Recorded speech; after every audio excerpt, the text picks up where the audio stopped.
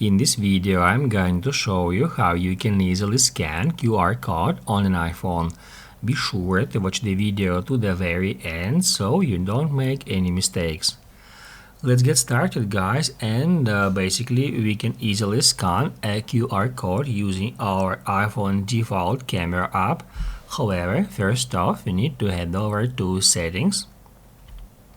On Settings, scroll down until you find Camera, and here just ensure that Scan QR Codes option is enabled. After that, you can just launch Camera app and then just point your camera at a QR code, and then right here, if it will recognize the URL here, it will show you that yellow bar here.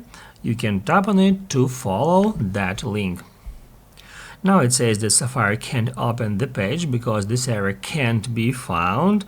That's because Facebook app and the Facebook website are actually blocked in my country. Now I'm gonna enable VPN, and now I'm gonna try again. Now, as you can see, we actually can follow that URL. Basically, guys, that's it. So if this video was helpful for you, don't forget to hit the like button.